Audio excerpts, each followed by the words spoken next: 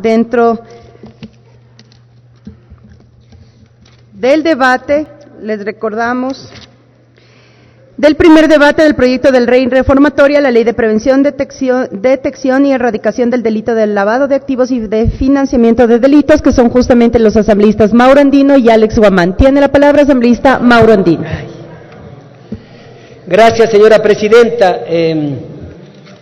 Permítame primero felicitar la iniciativa que ha tenido el Ejecutivo al presentar este proyecto de ley reformatoria a la Ley de Prevención, Detención y Erradicación del Delito de Lavado de Activos y del Financiamiento de Delitos. ¿Por qué? Porque realmente al crimen organizado, al narcotráfico, al tráfico de personas, al tráfico de órganos, hay que combatirlo, porque a través de esta serie de delitos se comete el lavado de activos, y muchas personas naturales o jurídicas lo que han hecho es enriquecerse, cuyos delitos han quedado en la impunidad. Yo felicito lo que ha hecho la comisión. Sin embargo, yo me permito al presidente de la comisión sugerirle algunas modificaciones, algunos cambios que tienen que ver estrictamente con el Código Orgánico Integral Penal. Por ejemplo, en el artículo 1, cuando se habla de la finalidad de la ley, siguiendo el espíritu del proyecto de ley, cuyo fin es la prevención del delito de lavado de activos, no es compatible señalar que uno de los objetivos de la ley es el comiso de los activos de origen ilícito, tomando en cuenta que se trata de una pena restrictiva relacionado a los derechos de propiedad, prevista en el artículo 69, numeral 2 del Código Orgánico Integral Penal, que en concordancia con el artículo 17 del mismo cuerpo legal no puede estar determinado en una norma distinta al Código Orgánico Integral Penal. ¿Por qué? Porque existe el principio de reserva de ley que está garantizado en el Código Orgánico Integral Penal.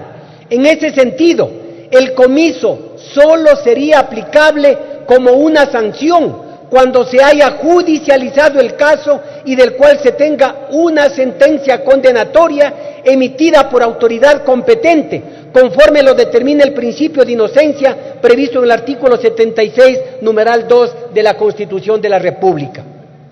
En el artículo 3, que hace referencia a la información, en el artículo 3 de la reforma se plantea como definición de operaciones o transacciones inusuales a los movimientos financieros realizados por personas con quienes no guardan correspondencia con el perfil que han mantenido en la entidad reportante y que no puede sustentarse.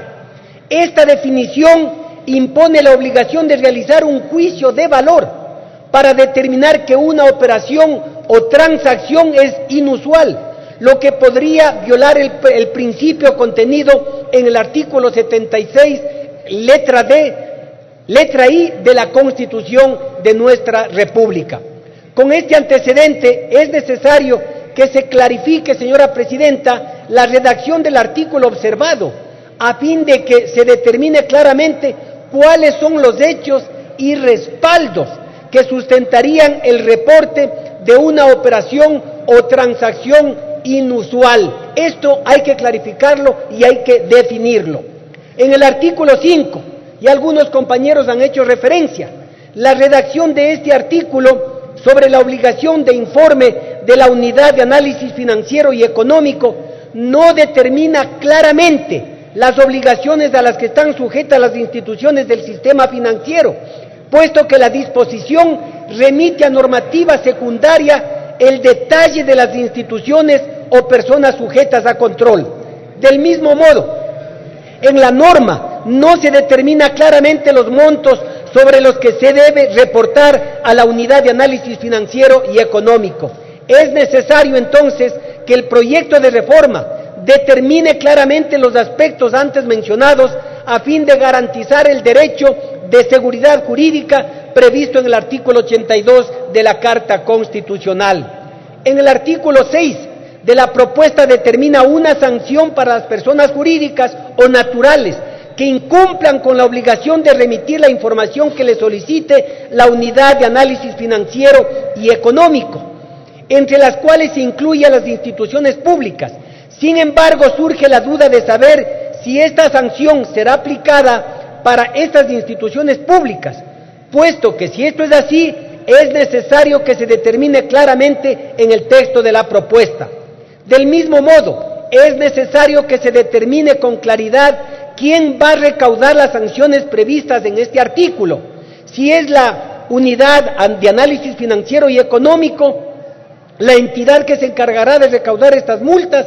Debería determinarse las competencias de esta entidad para solicitar el pago por la vía coactiva en caso de incumplimiento.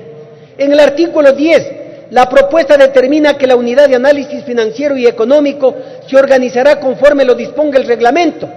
Esto contraviene el principio de reserva de ley previsto en el artículo 226 de la Constitución, por el cual deben determinarse las competencias de las instituciones del Estado en la norma con rango de ley, por lo que es necesario que la organización de esta institución esté debidamente regulada en el proyecto de ley. En el título tercero de contravenciones, el proyecto de ley prevé en el título tercero una serie de conductas denominadas como contravenciones.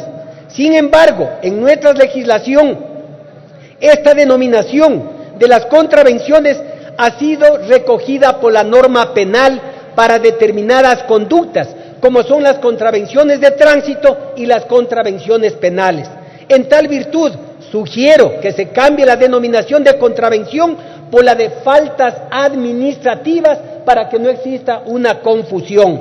En el mismo sentido, se recoge como contravención administrativa la falta de declaración a la autoridad aduanera. Sin embargo, esta conducta está sancionada como delito en el título 1, capítulo 5, sección 6 del Código Orgánico Integral Penal, por lo que esta conducta no puede ser sancionada administrativamente cuando el legislador ha tipificado como conducta punible.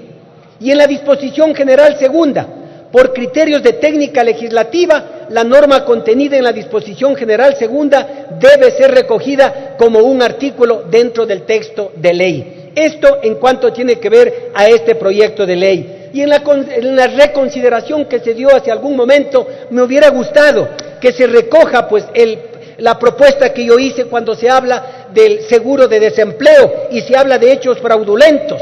Sí, los hechos fraudulentos no puede determinar una autoridad administrativa o civil. Los hechos fraudulentos, por el principio de reserva de ley, está en el artículo 17 del Código Orgánico Integral Penal, y lo que está allí va a ser inaplicable por el principio de reserva de ley que está en el Código Orgánico Integral Penal. Y lamento que no se haya recogido. Gracias, señora presidenta. Gracias, asambleísta. Vamos a cerrar este debate con la intervención